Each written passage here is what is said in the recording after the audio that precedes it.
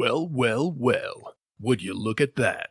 Juice Pro Wrestling has merch. Support the show by going to prowrestlingtees.com/JPWtees and get yourself a shirt.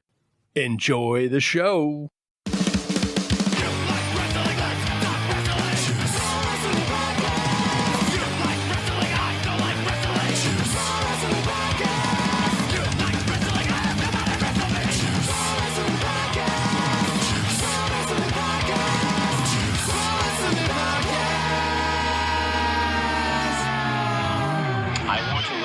You so freaking bad.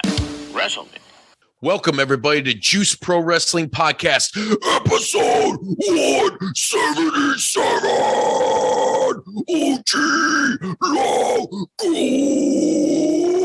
OG Loco with the OG Loco Gringo motherfucker himself, the Midwest Luchador sensation, the man, the myth, the hour of power, tower of fucking succulence, the one, the only Gringo Loco.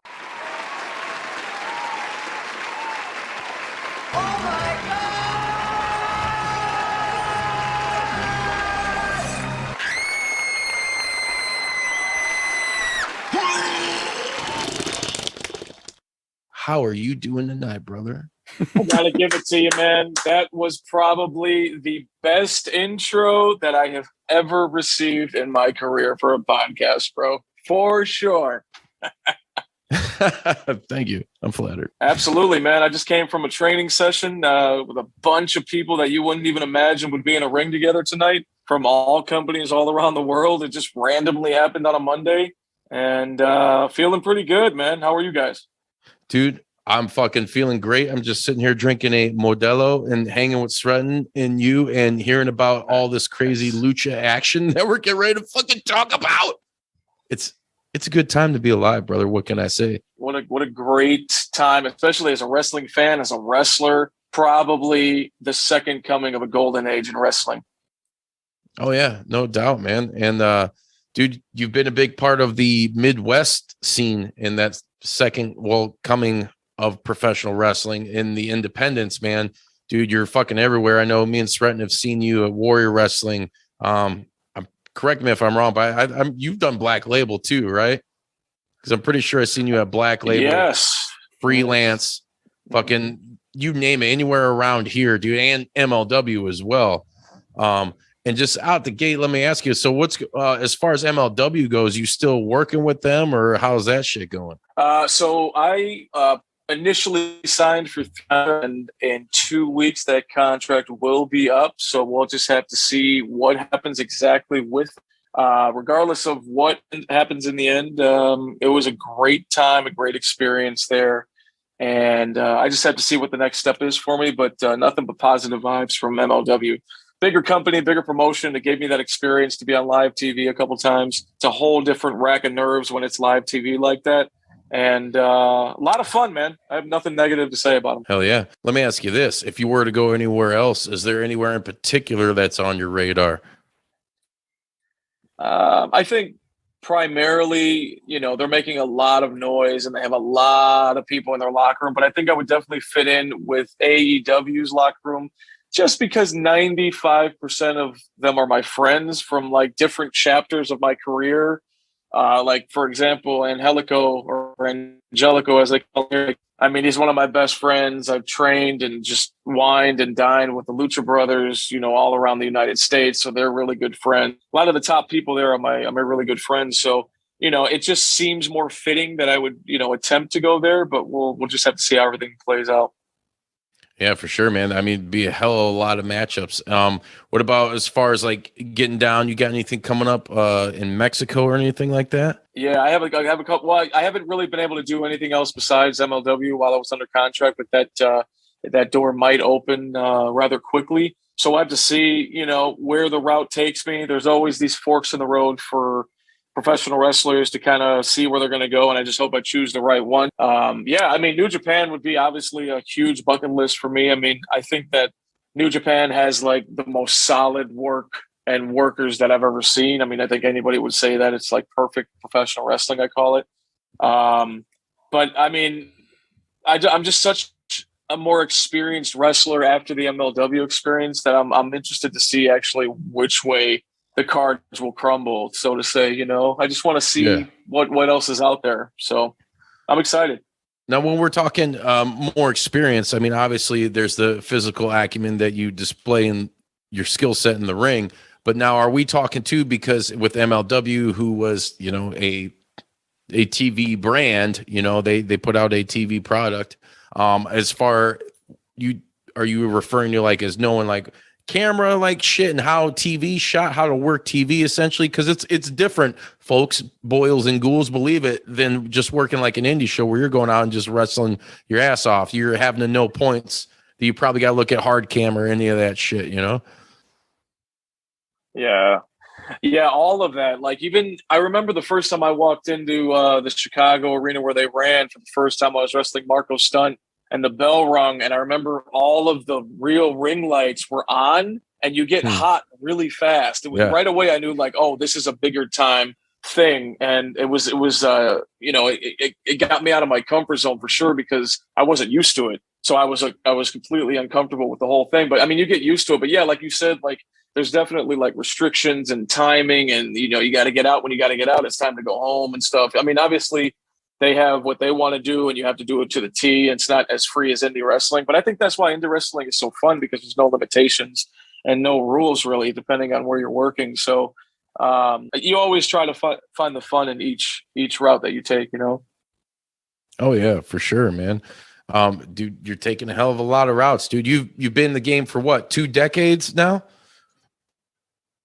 Yeah, we're just on 18, and I took 2 off, so we'll say 16, maybe 17. I took 2 off. A lot of wrestlers take time off just because either they're bitter or it didn't work out. It's just you were fed up with the politics and all that. So I did that, and I traveled the world during that time, so I got that out of it. I'm very thankful that I did, but I'm glad that I came back, because nothing really makes me happier than professional wrestling. What was that like for you? Like, who were you looking up to, like growing up and shit? What the hell were you watching, man? Well, I mean, I think we all started with WWF, right? And, Saturday mornings and the enormous personalities that they had, like The Undertaker and Goldust and all these people. I was like, damn, man, this is the coolest thing I've ever seen. Like, Bobby I Heenan, wonder how Mean one Gene. day I'll get into the ring.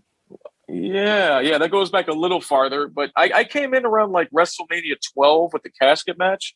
And I was just fascinated, man. Like, incredible. My favorite, definitely, I went as Undertaker for Halloween for like 3 years straight. And then when Kane came out, I was Kane as for Halloween. Like, just the bigger, like, over the top personalities, man. Like, and then and then I found WCW later on, and then you see, Rey Mysterio Jr. with Jericho, with Malenko, all these guys just doing incredible things, and it looks so slick and so smooth. It's like, how could I get to that level? And I think after give or take 17 years, I think I finally achieved somewhat of a smoothness. I like to hear that, like guys, current talent that are a product of that. That shows you what WCW like brought to the table at that time with the cruiserweights and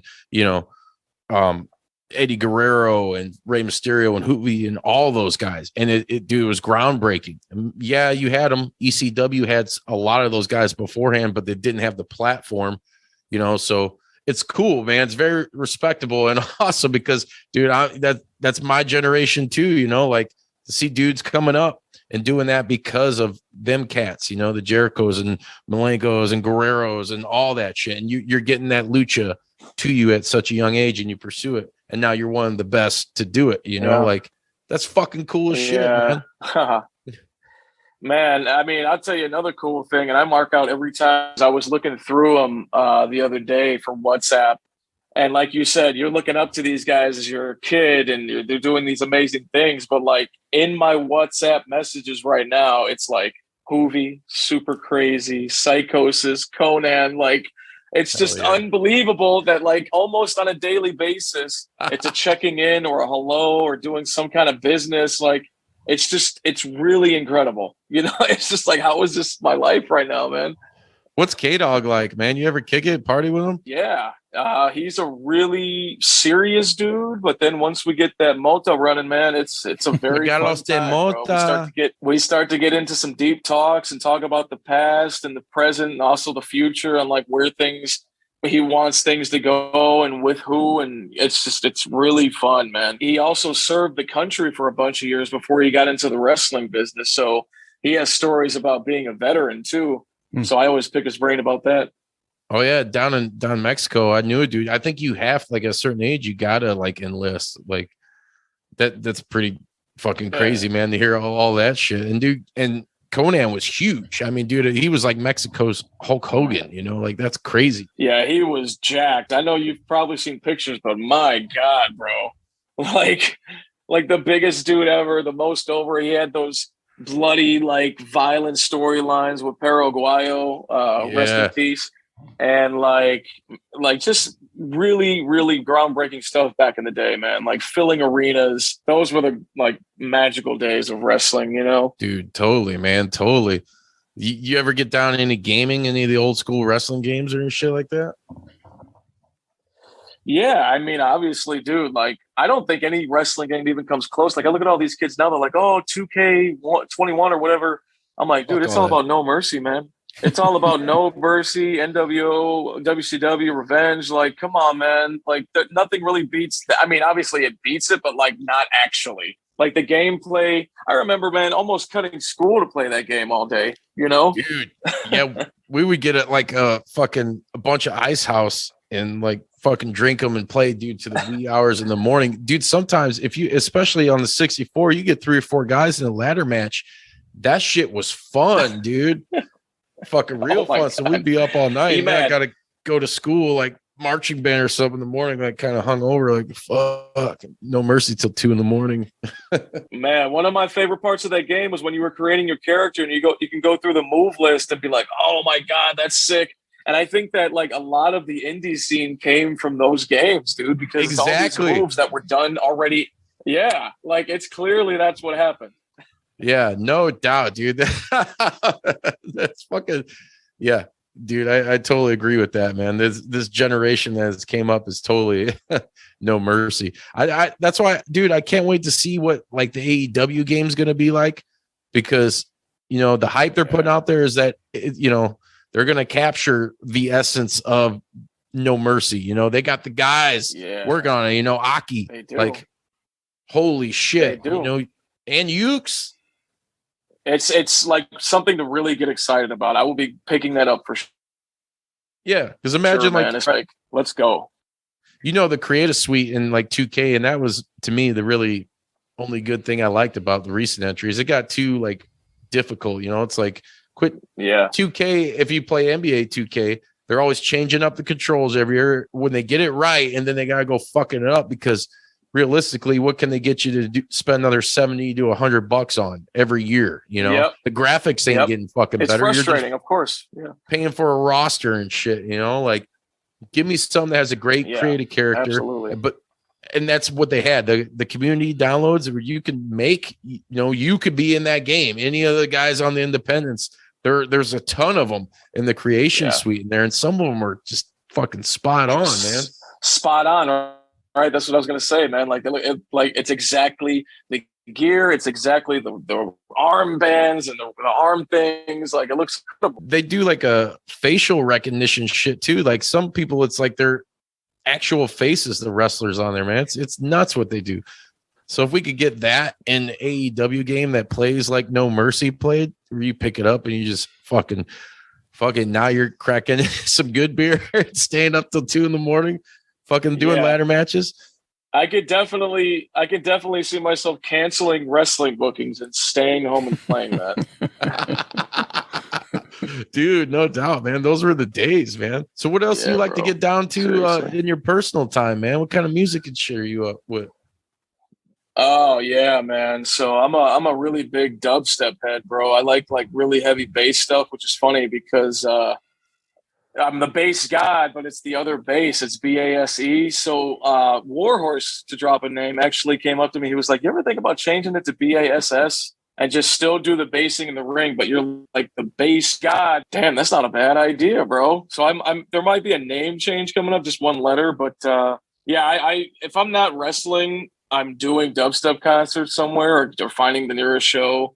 And if I'm not doing that, I have a 9-year-old daughter that I just kind of hang out with, and we do like everything that I'm supposed to do as a father. So yeah, I feel you. I yeah, got a man. crop of my It's a fun little life. I actually got lucky the other day. I did a wrestling booking in Houston, and then 20 minutes away from the venue, there's a festival where my favorite DJ was playing. I mean, what are the odds that that would happen on that day, and that the show was early enough to where I could make the show? Like the other show, the dubstep show afterwards, it was incredible. Like both of my passions in one day, I was on overload for the whole weekend.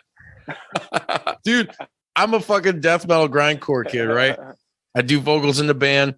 Back in the day, like circa, let's take you back to 2008, 2009. We used to have Friday Night Fever dance parties. And my boy, shout out to DJ Scudda, we used to call him, Kevin Zurich, would come out, full DJ set, dude, DJ on vinyl, and he would mix, the digital shit in too. It was mostly vinyl. Dude, we go like hard, man, just partying. Fucking, we'd have Twister and shit down there. Fucking all kinds of craziness. But dude, we were playing like the old school 80s heartthrob mixed in with just some of that heavy ass. He got me into all that shit. Like I said, there was like Benny Benassi and shit and Basement Jacks and like that shit being played. But then it's like, all right, now we're gonna throw on like some real motherfucking G's or something, just hit that bass real hard on that shit, dude. Living room, car, everything, anything around me is just surrounded by bass. It's a problem at this point. So where are you doing it? You taking bookings as a DJ, like just anywhere?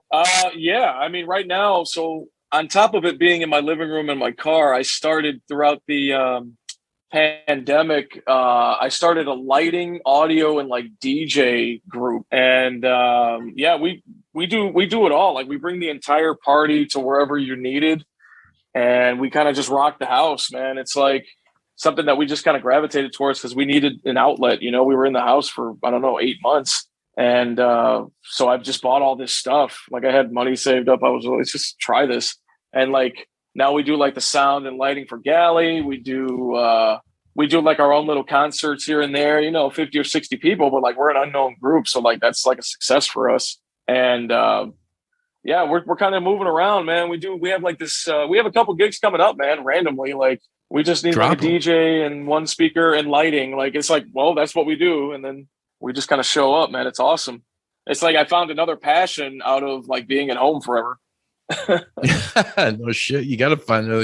You'll fucking go insane, What's some of the tracks you like to fucking bump when you're out there doing your thing? I don't know if you've ever heard of him, but his name is Excision, man. Like anything dubstep with Excision or like Marauda. I know these are like probably names you've never heard of, but like it's more of the like the heavier, like, when you did that voice, I forget what that is like, but there's a lot of that. There's a guy called Sullivan King that does that. When you did that voice on your intro, he does the same thing. So I'm into that. I just need like a bassy tone after it. You know what I'm saying? I don't really like the alternative and the guitars and all that, but like, yeah, it's a very unique niche of music, but it's just what gets me going, man.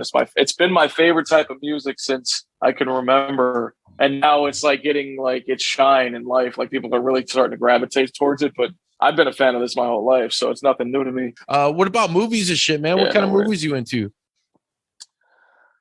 I'm a big Netflix guy, man. So I'm more of like a series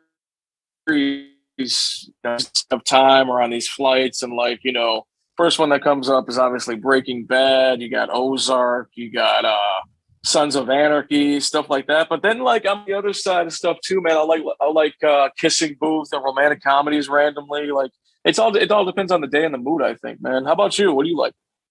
Dude, we're big horror comedy fans. I mean, anything essentially that's good. You mentioned Netflix. My old lady turned me on to this show called You. It's about some serial killer fucking dude, and it's got, man, it's really fucking weird to do some really weird shit in there. Not just murdering people, but shit got a little funny. Hey, have you guys seen Squid Games? I watched the first episode. I haven't watched the rest of it. I watched it. The first episode, it starts, and you need about 45 minutes of patience, and I guess I didn't have that. so they laid down the storyline of all the gambling addicts, and I was like, God damn it, when's it going to get to the crazy? But when it gets to the crazy, it's pretty crazy. So I haven't watched the rest of it, but I will. Highly, highly recommended, brother. Like, it's one of the best TV shows I've ever seen. Like, very well done, very crazy and dark and kind of hostile-like, very gory, very bloody. Yeah, I loved it, man. It was fantastic. Yeah. I'm all about the gore and blood. Hey, dude, you're like the millionth person to tell me, like, have you fucking, watched Squid Game? And I'm like, all right, maybe I need to do it. I don't know. I thought I'm a big Battle Royale fan, and I brushed it off initially because I thought it was some kind of like that. And I was like, man, but if it sounds like it's got somewhat original idea, I'll check it out. And plus, I mean, I love over the top gore. I like the dumbest movies as long as it's like ridiculous gore, then I'm all about it, I can't put it over enough for you guys to watch it. Like, it's that good for sure. Well, I was going to say it came out right around, I think, like a week or two before Midnight Mass came out, and the dude that made Midnight Mass, the other two series that he did, I was really big fan. So I just finished that shit. That kind of consumed the last like 8 days of my life outside of regular life shit. I thought it was great too. Midnight Mass, not really horror-y, and I mean it's got some blood and stuff, but it was the dialogue in that movie was pretty intense. A lot of monologuing. But I liked it. What are you in any of that comic shit? No, I never really got into them, man. I was always so just involved in wrestling, man. So like when wrestlers come out as like these characters, I know Flash and all that, but like when it's like the oddball comic book, I don't know who they are. Yeah. Hey man, there ain't nothing wrong with that. Hey, you haven't wrestled Ninja Mac yet, have you? So we locked horns a little bit in a scramble in Atlantic City a couple weeks ago, but never one-on-one. But I would love to do that. And I would also love to tag with him because there was a sequence in that match, I'm sure you saw it on my Instagram, where it was like I'm like sitting on the top and then he's like going for something. He does like a 630 with me, like looking at me. And then I do like my switch moonsault, and like people really loved it as a tag team move. So if we're not rivals, I could definitely see us doing something as a tag team down the line. Hell yeah, dude. That'd be dope. I just, your guys' styles, I think everything is just, it's perfect. It's great booking. Somebody, please, somewhere, book that shit. Speaking of booking shit, let me ask you this, brother. What do you have coming up as far as bookings or any appearances? Man, it's a full schedule, brother. It is like locked down to like, I think till March of 2022. So there's a lot of GCW stuff, obviously. There's Warrior coming up, but a lot of GCW. So we got GCW Detroit, GCW Chicago. Then I think what's after that? Then it's another Texas loop. It's Houston, Dallas, and that'll be a lot of fun because there's a big lucha match in Houston. I don't know if you saw Bandito was announced, and it's like unbelievable. Yeah. And that's a huge get for any company, Yeah. So we were one of the first to get them. And then we got LA for then we're at Christmas time, so nothing. And then January 1st is the New Year's GCW. So basically GCW, man, full time. Warrior here sprinkled in AEW November 26th. That's the Bourbon Street venue. And what else? So then it's Turkey Day. Oh, we have Mondo Lucha that Wednesday before Thanksgiving in Milwaukee. That's always a super fun time. Have you been to Mondo before? No, I haven't been there, dude. We've been wanting to go. That's all I gotta say about that is we've been wanting to go. We will make our way up there.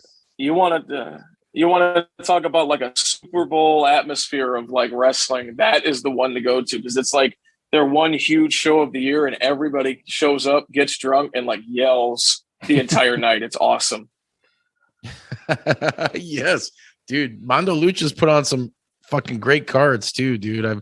I've seen everything that they've been doing in the last couple of years, and like I said, dude, it seems like a party, like just a good fucking time, and that's the vibe I'm looking for when I want to go to a show. I want to have a good time. I don't want to be necessarily stuck in like a environment where I'm like restricted. I can't maybe have a couple beers or whatever. Not saying I don't have to have beers to enjoy a show. You know what I mean, man? It's like going to a concert or something, Like for me, if I'm going to go see fucking Deftones or any fucking metal band or anything, and I can't get a beer, it's like, wow, this is a little weird. I would never go to a dubstep concert without drinking. So Exactly. Then you know what I'm talking about.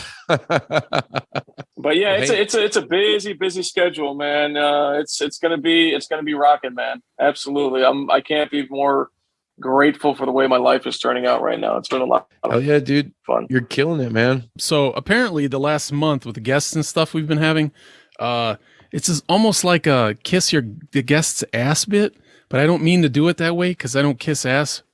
I guess I do, but I like going to Galli shows, and outside of the Galli shows I go to, it's random. It's like Warrior, like just the other day I went to a Zello Pro shirt show.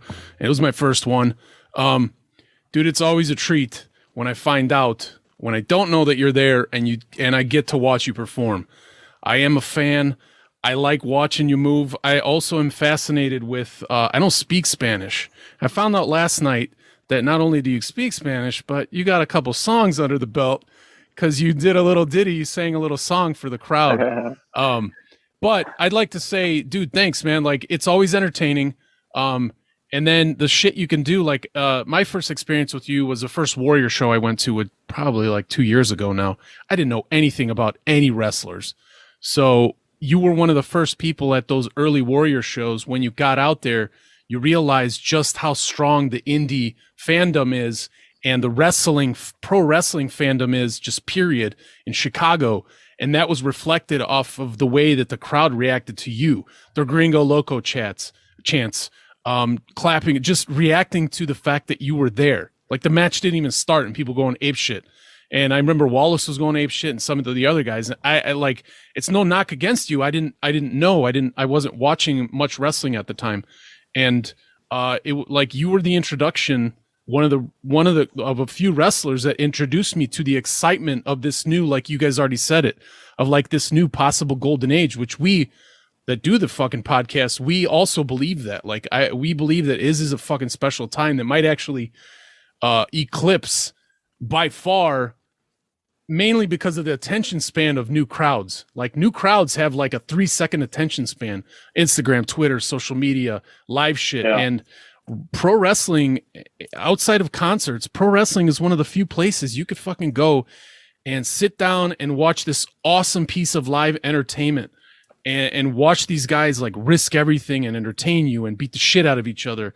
And yeah, my compliments, brother. It's fun to watch. And yeah, I just wanted to, that's my, was it like 5 minutes of ass kissing? That's it. I'll shut up now. No, man, dude, I can't thank you enough for the kind words, man. I mean, I honestly, since the very beginning, when I got into this wrestling business, to say that I had any kind of influence of you liking wrestling more or seeing that I could cause something that would make you want to come back to a wrestling show is literally the reason why I do it, bro. So I appreciate that I had that impact on you. And I always give 110% in every match that I do. So I've never phoned it in. I've never taken it easy. So I'm glad that you were able to enjoy my match and enjoy the other matches and to continue coming back to this crazy world of professional wrestling, man. Yeah. And what a crazy fucking world it is, man. Crazy world, dude, brother. It's been such a fucking pleasure and an honor to have you on the show. Right now, let everybody know where they can find you at social media wise and where they can buy some merch, support Gringo Loco. Yeah, absolutely, man. So Twitter is OG, hey. And then we got Instagram. It's I_am_base guy. Put the underscores in the middle of the words, and that's me. And if you need merch, man, just hit me up on the DMs, bro. And I send them out every Tuesday morning.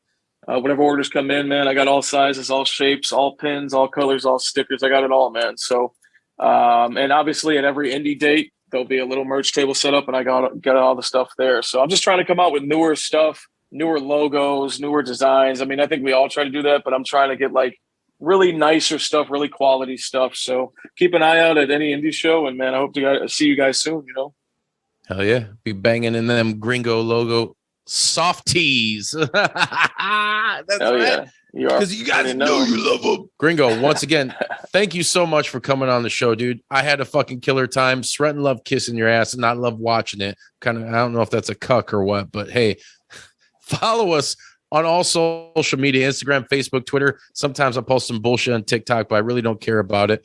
If you're listening and watching right now on YouTube, hit like, subscribe, ring the notification bell so you can get all the great content that we put out, like tonight with Gringo Loco. ProWrestlingTees.com/JPWTees. Buy some shirts. We got 3 killer designs up. I don't know. Maybe I'll change them up sooner rather than later. So you might as well grab these while you can because they're not going so fast. What the hell? I'll admit it. Hey, ain't no shame in my game. Thank you guys. Until next time, we love you. Wet 'em up. Wet 'em up. Wet 'em up. I'm so wet. The Gringo Loco is fucking insane. Hey, till next time, bitches. We love you.